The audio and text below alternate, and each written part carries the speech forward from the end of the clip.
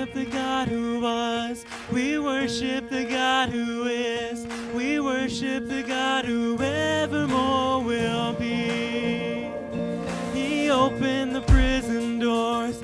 He parted the raging sea.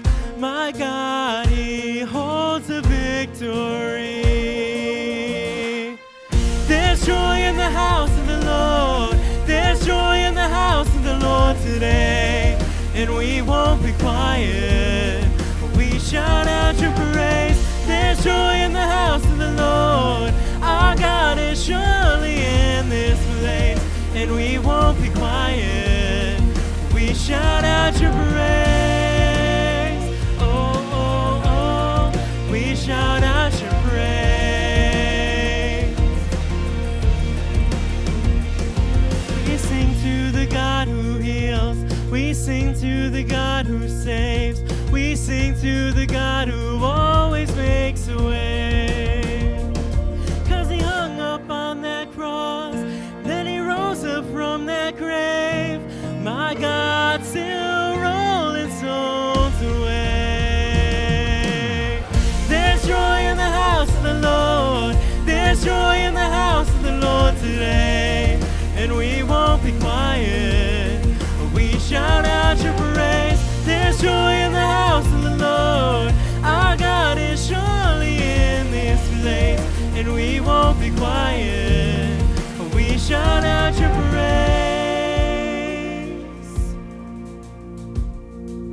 'Cause we were the beggars, now we're royalty. We were the prisoners, now we're running free. We are forgiven, accepted, redeemed by His grace. Let the house of the Lord sing praise. 'Cause we were the beggars, now we're royalty. We were the prisoners, now we're running free. We are forgiven, accepted, redeemed by His grace. Let the house of the Lord sing praise.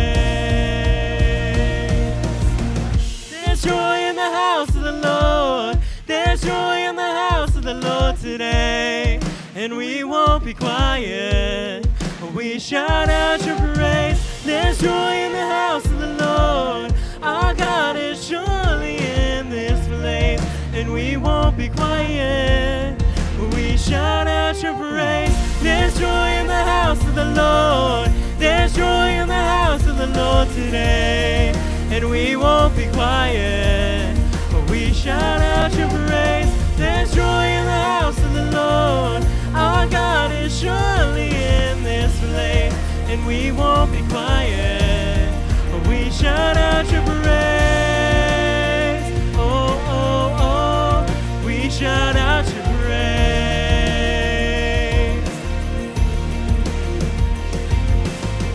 There's joy in the house of the Lord.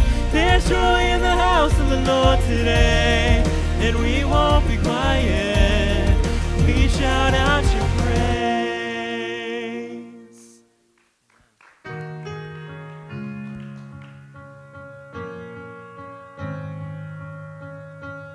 I know if you wanted to, you could wave your hand and spare me this heartache and change your plans. I know any second you could take my pain away. But even if you don't, I pray, help me want the healer more than the healing. Help me want the Savior more than the saving. Help me want the giver more than the giving. Oh, help me want you, Jesus, more than anything. You know more than anyone that my flesh is weak.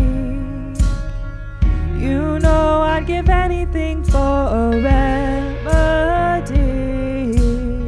And I'll ask 1,000 more times to set me free today. you don't, I'll pray. Help me want the healer more than the healing. Help me want the Savior more than the saving. Help me want the giver more than the giving. Oh, help me want you, Jesus, more than anything. Oh, when I'm desperate and my heart's overcome, all that I need, you've already done. Oh, when I'm desperate and my heart's overcome, all that I need, you've already done. Oh, Jesus, help me want you more than anything. Help me want the Savior more than the healing. Help me want the Savior more than the saving. Help me want the giver more than the giving. Oh, help me want you, Jesus, more than anything. Oh, help me want you, Jesus, more than anything.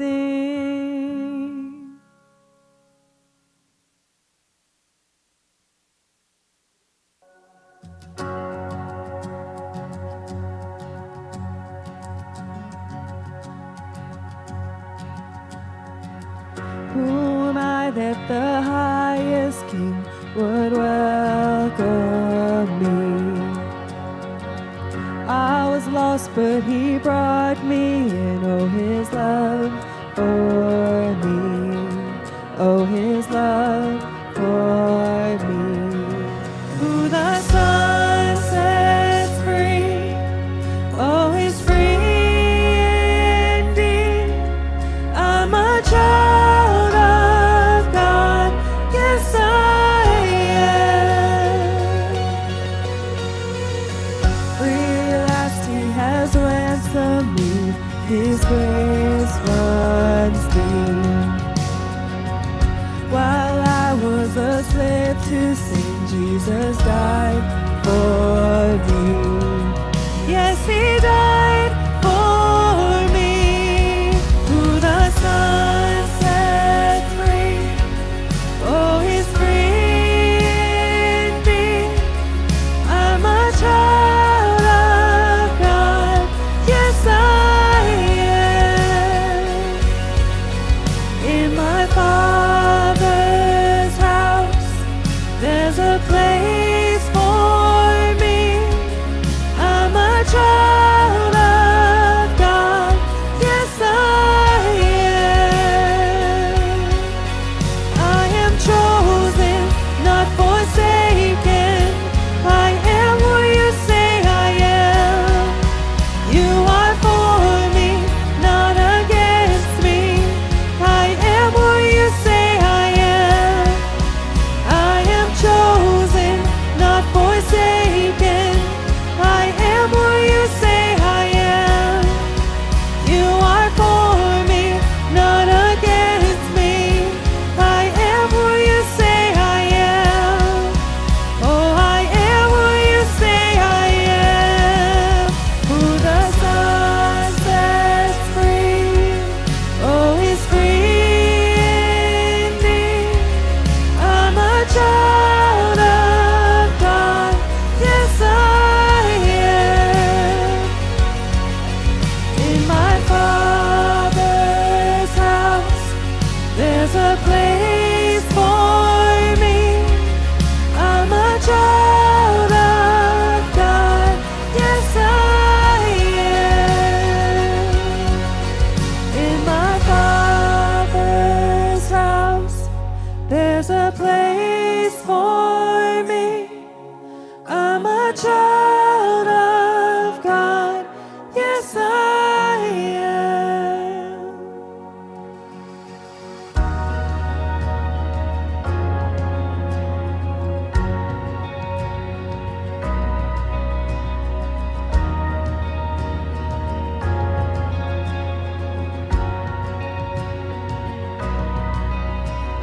am chosen, not forsaken. I am who you say I am. You are for me, not against me. I am who you say I am. I am chosen, not forsaken. I am who you say I am. You are for me, not against me. I am who you say I am. I am chosen, not forsaken. I am who you say I am. You are for me, not against me. I am who you say I am. I am chosen, not forsaken. I am who you say I am. You are for me, not against me. I am who you say I am. Oh, I am who you say I am. Yes, I am who you say I am. Who the Son sets free, oh, is free indeed. I'm a child of God. Yes, I am. In my Father's house, there's a place for me. I'm a child of God. Yes, I am.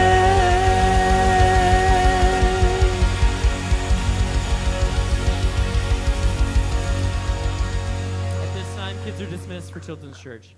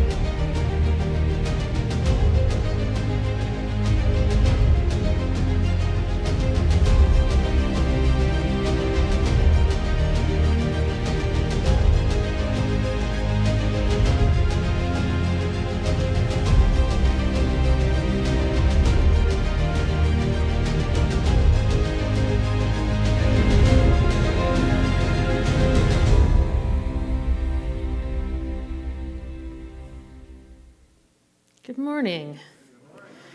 If you're new here among us, welcome. If you're not new, you know who I am. If you don't, my name's Heather. I'm Pastor Jean's wife. I take care of a lot of the administration here at the church, which can sometimes be a very fun job and sometimes not so much.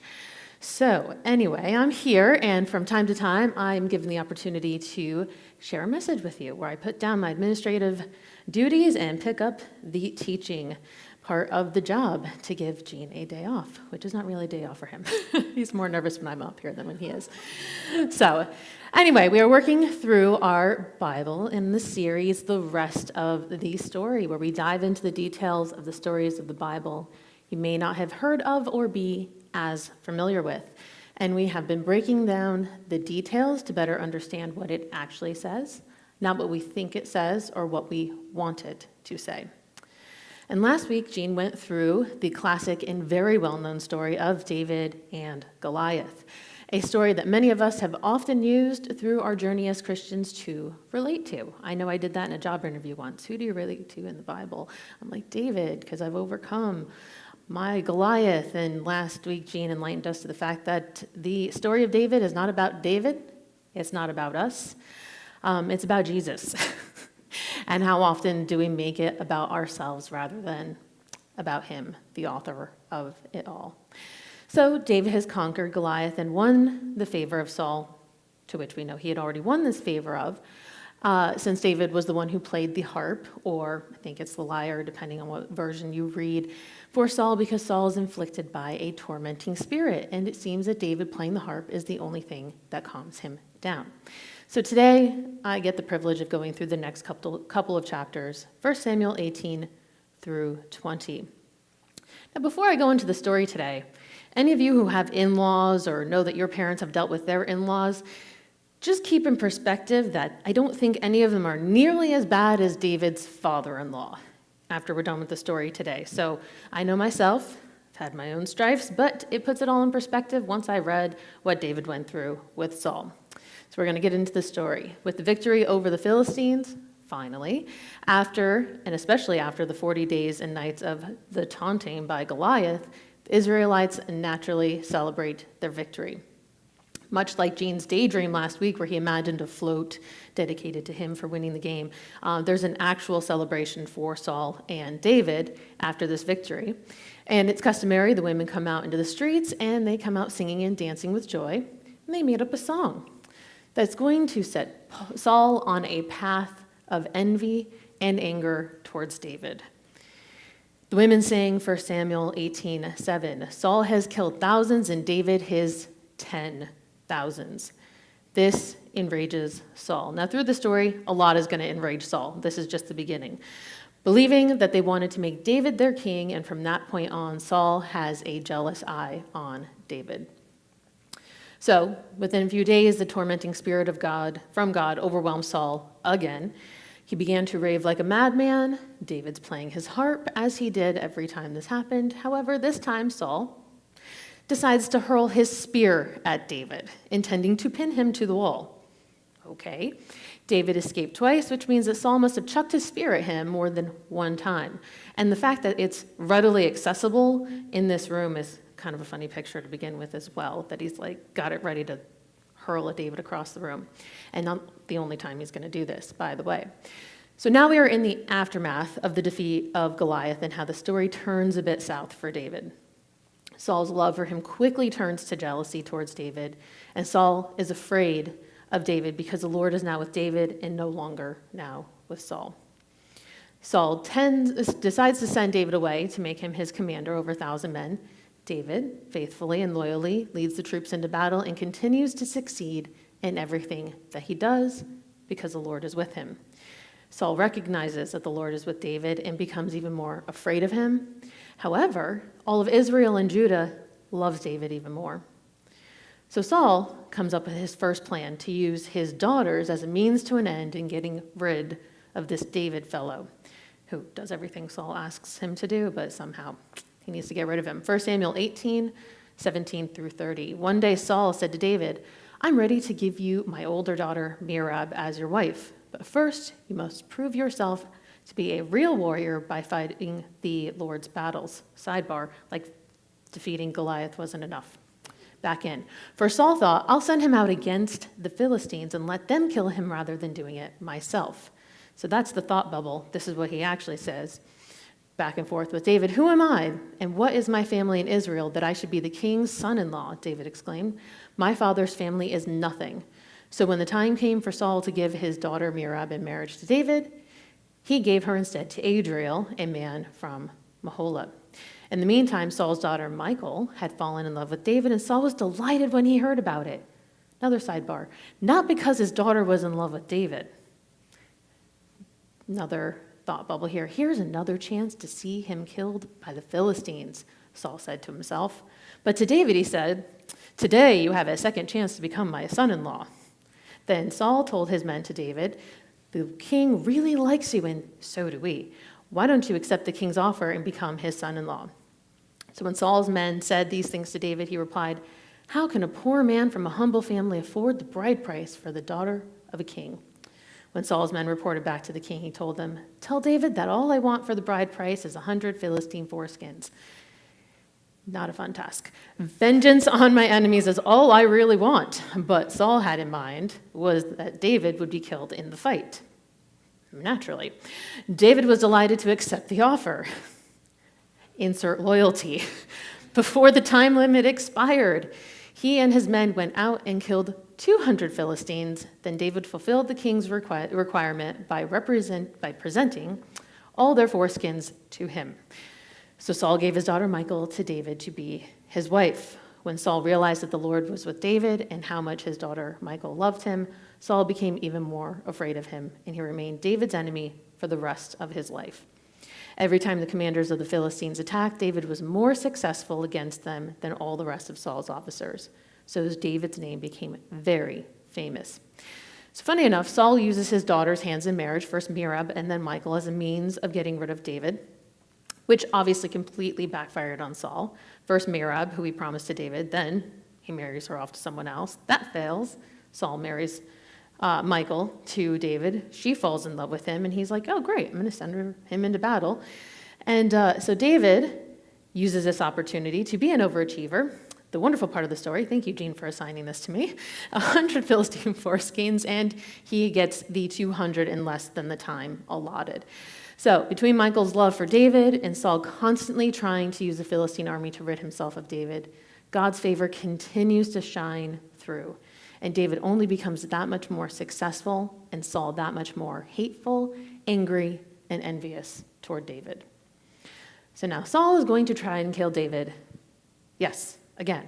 Unfortunately, he tries to employ his son Jonathan to assassinate David, who happens to be best friends with David. Now, Jonathan is also the oldest son of Saul, so keep this in mind. So Jonathan was warned that his father was trying to kill David, and tells David to hide until he can talk to his father. So Jonathan sets out to talk his father off of a ledge. 1 Samuel 19:4-7. The next morning, Jonathan spoke with his father about David, saying many good things about him. The king must not sin against his servant David, Jonathan said. He has never done anything to harm you. He has always helped you in any way he could. Have you forgotten about the time he risked his life to kill a Philistine giant, and how the Lord brought a great victory to all Israel as a result? You were certainly happy about it then.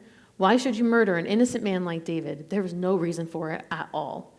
So Saul listened to Jonathan and vowed, as surely as the Lord lives, David will not be killed. Afterward, Jonathan called David and told him what had happened.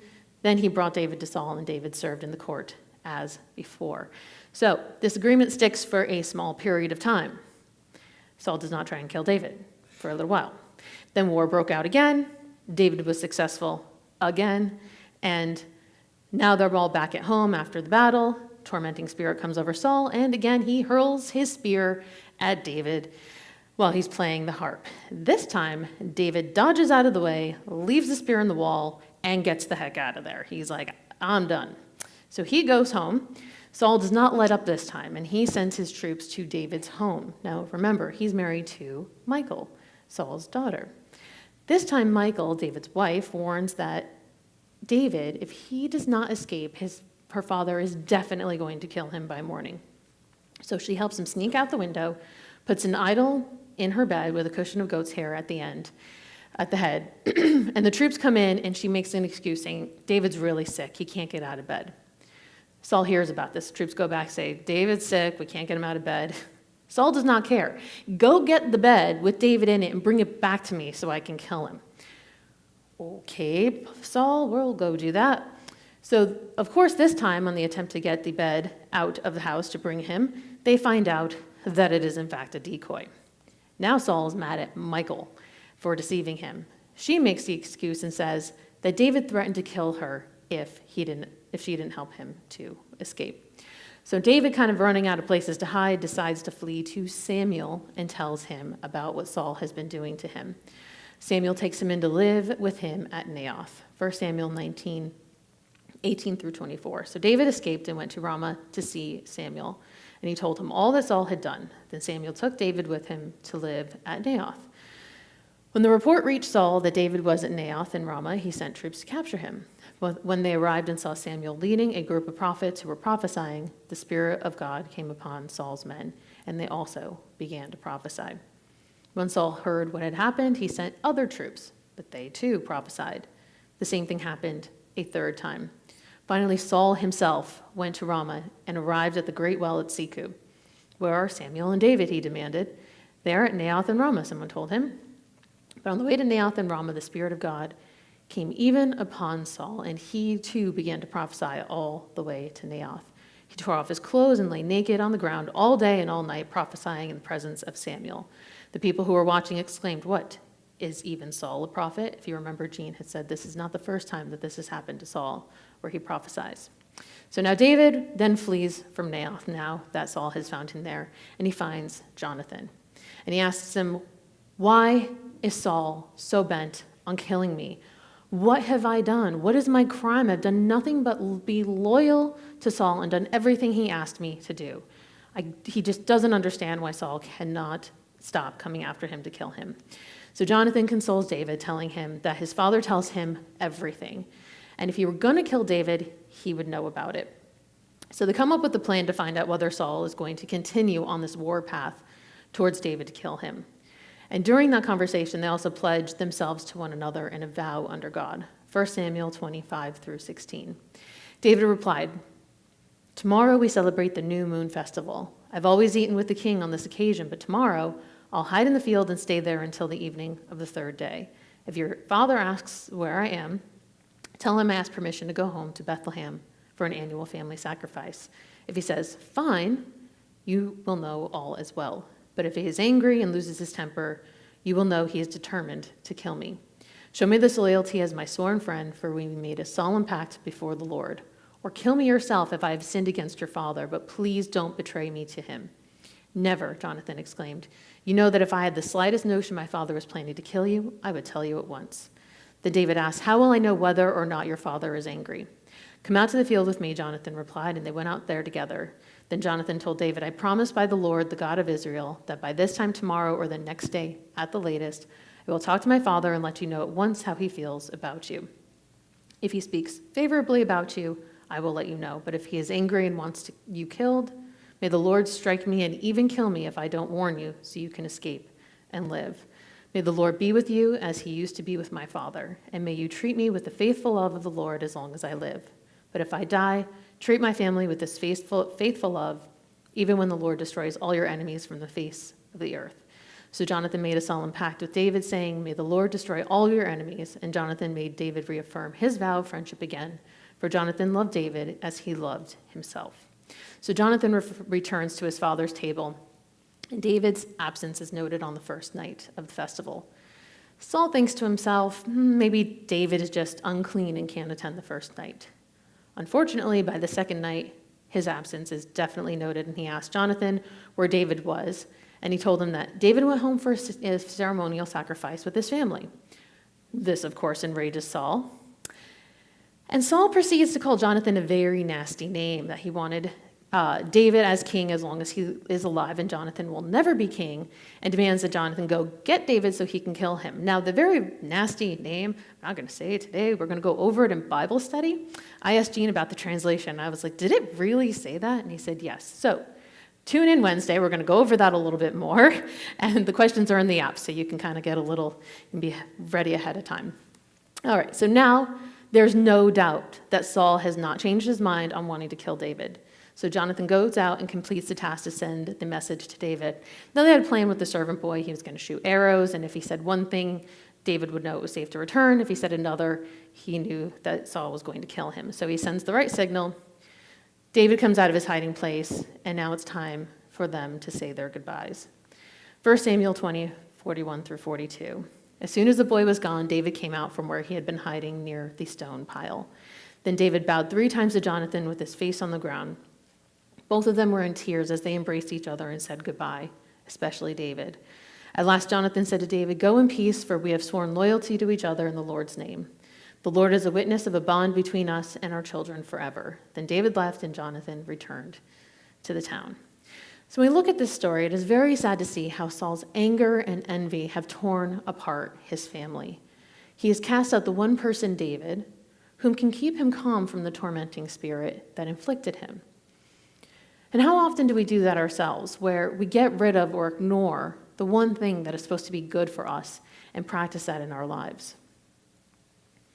David being so loved by him that when the threat of his popularity threatened Saul's reign, he could not help but try to get rid of himself of David in every possible way. He uses his daughter's hands in marriage as a means to an end. He tries to use his son Jonathan, who happens to be David's best friend. He tries to use battles with the Philistines. His daughter Michal. Every method he could think of, and nothing worked. I find this kind of interesting that in life, when we don't listen to God and we try to force something to happen, no matter how hard we try to put that square peg in that round hole, it just doesn't work. No matter how big the hammer, no matter how hard we hit, it just doesn't work. Consequently, on the other side, like in David's case, when the Lord is with you and your efforts are lined up with God's will, how when you're doing everything, it's effortless. It almost seems like everything falls into place miraculously. I know we have so many testimonies, even when we worked on the thrift store with integrity.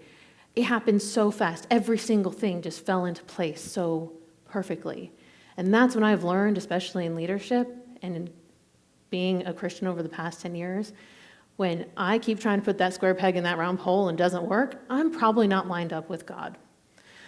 But our will is so strong sometimes that we don't stop and pray and listen to God. Guilty. I do that all the time myself. It's called accountability, working with other people. Like, why isn't this working? Like, did you pray to make sure that this was in line with God's will? Oh, yeah, that probably was a good idea if I did that first. So it's really important to make sure that we are working in line with His will for us, not our will for us. So you can see in Saul's anger and envy how destructive it is to his family, that both Jonathan and Michal, two of his children, choose to help David escape to make sure that he stays alive. They betray their father and their king, knowing what is right with his behavior, not lining up with God. That Saul is not worth following. So interestingly, that David is in Jesus' lineage. And you see this dividing line among families.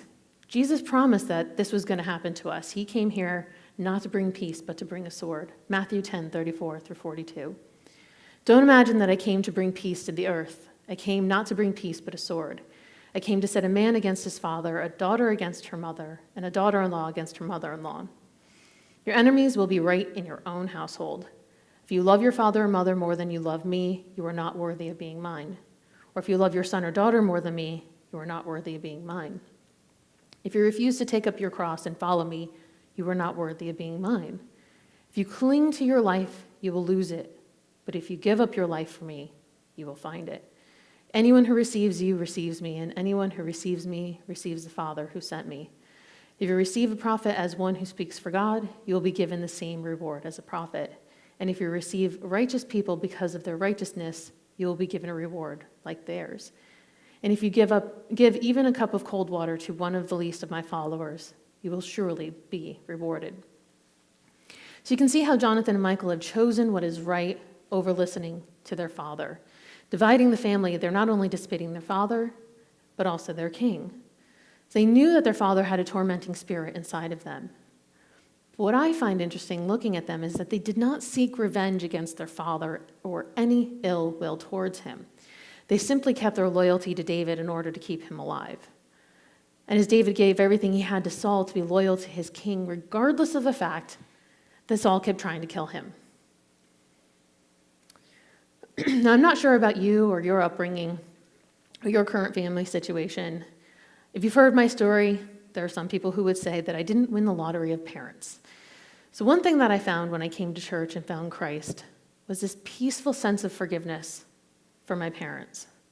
They were all very, very young when they had me, and they had their own issues with their own parents. And I know now they honestly did the best that they could, considering their own circumstances. And I was able to set my sight on Christ, understanding that having any expectations for my family or any of my parents to be perfect or change in the way that I wanted them to was completely unreasonable and honestly kind of selfish. Because the one thing that I found that can change anyone in this world is not me, it's Christ. I came to church having never been baptized before, and in the process of making that pledge and making that decision in my life, I realized something. I remember driving, somewhere in Naples, it came over me, and a sense of peace that was beyond anything I had ever felt before. And truly occurred to me that the one man and the one person in my life who I can truly count on to never change, to always be there for me, to meet all of my unrealistic expectations, and that is Christ. Didn't matter what my father did to me, I have another father who is perfect. Because there's no man or woman in this world who can live up to the perfection of Christ. Otherwise, we wouldn't need him. So when I made that decision to get baptized, I realized I would never be alone again. With his Spirit in me, I found a level of forgiveness and understanding for those who had hurt me, or I felt that had hurt me. Forgiveness for myself, because I know that I definitely hurt others. And if Christ could forgive the miles of shrapnel that I left in my path of wreckage from my addiction and my life before accepting Christ, then who am I not to forgive anyone else, including myself? And in the case of David and Saul's two children siding with David, they did what they saw was right in the eyes of the Lord. They still honored their father by not retaliating against him, much like Saul did to those around him, seeking revenge, living his life in envy, anger, fear, resentment, which, by the way, before Christ, I would have related more to Saul than to David. Because I know for me, until I found Christ, I couldn't let go of those things. Now it's just progress, not perfection, and I know seasoned driving tests that progress on a regular basis. I know I got to do a little more prayers when I say some not nice things when I'm driving around during season. So Jean's like, you have to give that person a pass next time. So, but again, no one's perfect. We rely on he who is perfect in order to line up with him more often. So I can relate to these characters having loyalty to a fault. David's loyalty to Saul, Jonathan and Michael's loyalty to David. Since the Lord was with David, they were working towards God's will. And sometimes showing honor to your family is disengaging in the drama, following Christ and doing what you know is right, spending time in prayer. And sometimes, I'm going to give you a little secret today for everyone, because it worked for me. Hopefully it'll work for you. Sometimes the best thing we can do is say nothing. Sometimes saying nothing says everything. And how disarming is that? Being the light of Christ and disengage from the arguments, not taking sides at family gatherings during the holidays. Imagine how disarming it would be if every time someone tried to bring up a heated issue, you turned it into a positive or use it as an opportunity to talk about Christ. Because just because our family is in sin or someone we know is in sin doesn't mean we have to be baited and engage in every argument that we're invited to. You can politely decline the invitation to the arguments or to the event you know is going to bring you further away from Christ than closer to him. Because I have news for you guys. Jesus is your new family. You have a new church family who are your brothers and sisters in Christ. If you found that your family is tempting you away from your faith, we are here to be a part of the body of Christ together. Help you find your purpose, live on spiritual terms, working towards a kingdom that has no end or beginning. Because this world is fleeting. Think about how many empires, kings, queens, leaders, conquests have come and gone over the past 2,000 years. And who has remained completely unchanged and constant through it all? You can say it. Christ. And honestly, don't think we're the first humans to debate about world issues. Imagine the arguments only a couple hundred years ago. Pick any time period in history, literally any, in the past 2,000 years. Humans are notorious for arguing over issues that divide. But imagine being peaceful and not engaging in the noise. Because honestly, that's all it is noise. Christ is the only king that has and will be the only king of kings that ever matters. We are blessed to be on a path and on the road with the one perfect leader that can always be relied on. And honestly, I don't know about you, but that brings me peace. and all of the insanity in this world. And here's a news flash. It's always been crazy. We're going through the Old Testament. Everyone's like, things are so bad. Have you read the Old Testament? Like, this is thousands of years. Nothing has changed because humans, guess what? We mess everything up since the beginning of time. We have messed things up. So let's put our eyes on Christ. Not live in anger, fear, envy, guilt, shame, or remorse. And the sins of the flesh that can leave us feeling good for a moment. But it's all it is a moment. And we can work on being happy, joyous, and free with Christ in us. Knowing that whatever happens here on earth is temporary. And ultimately, those things won't matter in the larger reality that is God's world for us. Because He's the one in charge. He's the one coming back. This is His world, not ours. We're just passengers for a brief moment in time.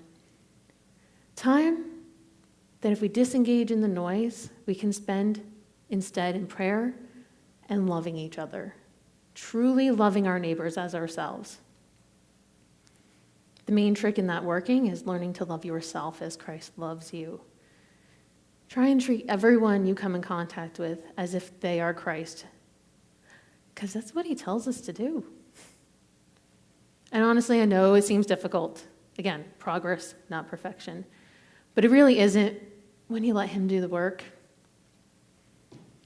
So we have a goal today. Let's let Christ in.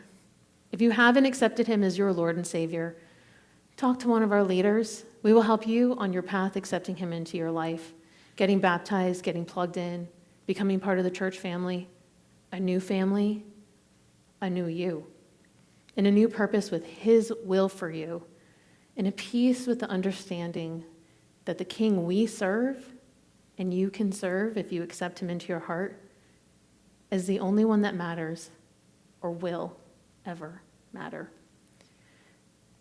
So, when you leave here today, I want you to remember two things. One, here at C3 Church, we love you. No matter what your past, no matter what you're going through, we love you, and we are here for you. But most importantly, if no one else tells you this today, remember that Jesus loves you. Thanks. When I was 16 and had my first job, my dad taught me to tithe. I didn't completely understand what tithing was, and I didn't make much working in fast food, but I started small. Slowly, I began trying to one-up myself. I used to tell my dad how much I gave each week, and this rush of excitement came over me. And that sense of excitement to give and to tithe was written onto my heart, and it's still with me today as an adult. Now, I was entrusted with only a little money at a young age. And in the Gospel of Mark, chapter 12, Jesus tells us the story of the old woman in the temple who gave 2 small copper coins in the offering. It wasn't much, but it was all she had.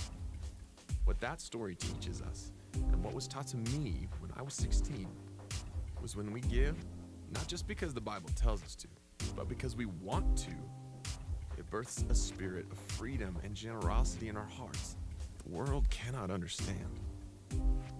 Generosity is not a one-time compulsion. Generosity is a lifestyle. When we give more, somehow God gives us more. Not more than what we earned, but more responsibility and focus on what is truly important. What happens is we begin to let go and spend less money on what is not important and save more money so we are ready to spend on what is most important. And oftentimes, that's giving it to others instead of holding on to it. The Bible commands us to give because God knows how money can hold our hearts captive. And His desire is to be the one desire of our hearts. Good morning, C3. How's everyone doing today? My name is Dustin. I serve as media director here at the church. If you're new, I'd like to welcome you. We have connection cards in the seat backs in front of you. Then we also have our app you can download on your app store. It's called C3 Naples. It's free on the Google Play Store or your Apple App Store. There you can give connection card. You can give securely. You can send us prayer requests. We have our social media on there. You can watch sermons, listen to our sermon podcasts. It's literally C3 Church in your pocket. It's pretty awesome.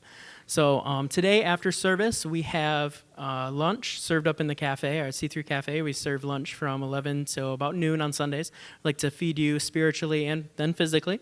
And then on Wednesday, we have worship and Bible study. We start worship at 5:30 and we have Bible study at 6. And as Heather mentioned, you can check out in our app, we have Bible study application questions that we go over in the Bible study. You can check those out at any time during the week. We usually have those in there Sunday mornings.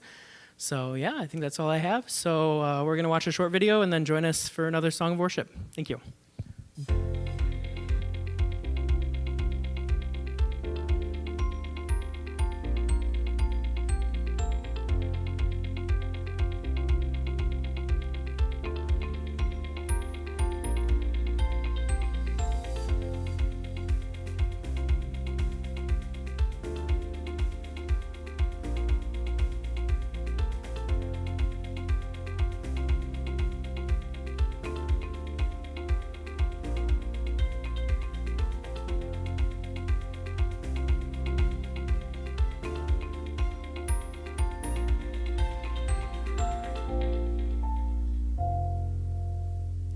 All right, guys, stand and join us in worship again.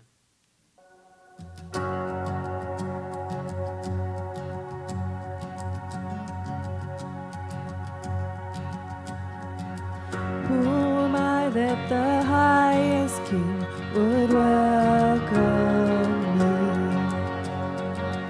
I was lost, but he brought me in. Oh, his love for me. Oh, his love for me.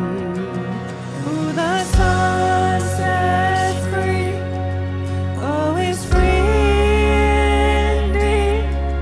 I'm a child of God, yes I am. Free at last he has ransomed me, his grace runs deep. While I was a slave to sin, Jesus died for me. Yes, he died for me. Who the Son sets free, oh, is free indeed. I'm a child of God, yes I am. In my Father's house, there's a place for me. I'm a child of God, yes I am. I am chosen, not forsaken. I am who you say I am. You are for me, not against me. I am who you say I am. I am chosen, not forsaken. I am who you say I am. You are for me, not against me. I am who you say I am. Oh, I am who you say I am. Who the Son sets free, oh, is free indeed. I'm a child of God, yes I am. In my Father's house, there's a place for me. I'm a child of God, yes I am. In my Father's house, there's a place for me. I'm a child of God, yes I am.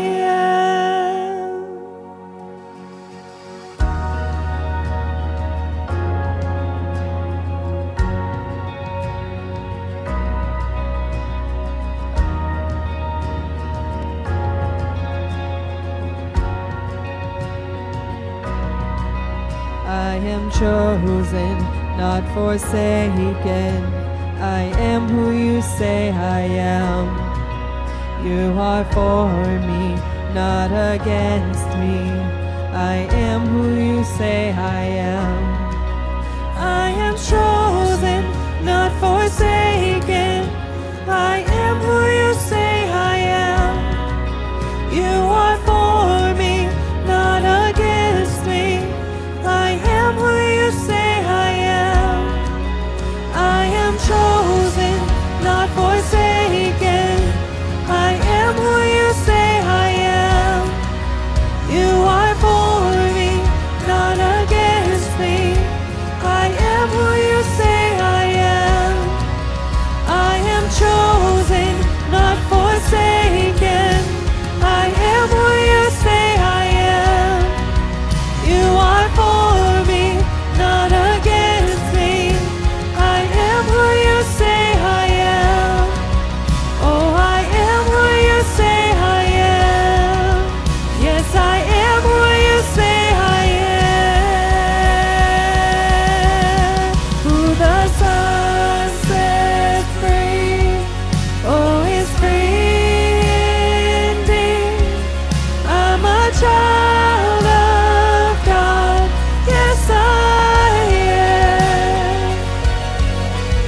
In my Father's house, there's a place for me. I'm a child of God. Yes, I